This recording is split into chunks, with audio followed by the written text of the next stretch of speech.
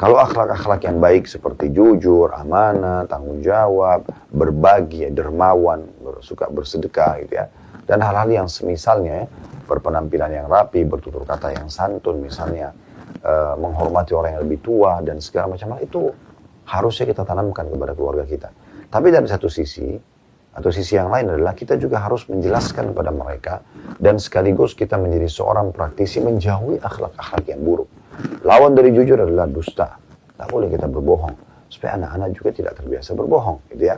Tidak boleh juga kita khianat. Ya, amanah yang pernah dititipkan. Walaupun hal yang kecil. Misalnya anak kita hanya mengatakan, ayah, ibu saya titip ini ya.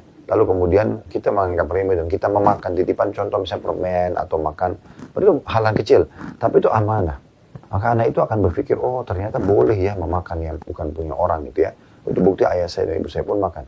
Jadi kita contoh, atau kita ingkari janji. Kita pernah janji pada anak-anak sesuatu lalu kita tidak penuhi. Lalu anak itu bertanya, kemarin ayah dan ibu janji. Oh iya lupa, udahlah nanti aja. Misal, kita anggap remeh. Maka ini menanamkan karakter yang buruk. Karena mereka akan berpikir, oh ternyata boleh ya orang itu mengingkari janji.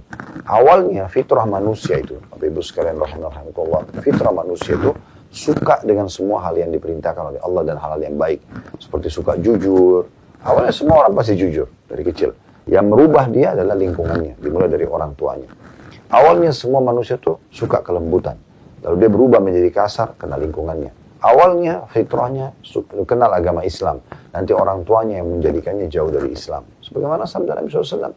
Kullu mauludin yuladu al-fitrah. Semua manusia itu lahir dalam keadaan fitrah.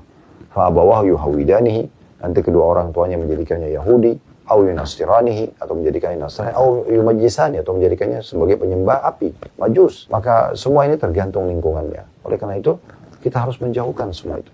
Anak-anak yang tumbuh besar merokok, karena orang tuanya merokok. Anak-anak yang tumbuh besar kasar, karena orang tuanya kasar. Anak-anak yang tumbuh besar suka berantem, karena lihat orang tuanya berantem. Anak-anak yang pelit, karena lihat orang tuanya pelit. Dia ajarkan anaknya supaya pelit. Misalnya anaknya mau memberi, udahlah nggak usah untuk apa memberi, itu buat kamu sendiri. Contoh, misalnya. Walaupun kita bisa mendidik anak-anak kita bisa mengatakan, nah, yang misalnya dia terlalu royal juga, kita bisa membatasi selain mengatakan, ya, kali ini adalah buat kamu makan, gitu ya.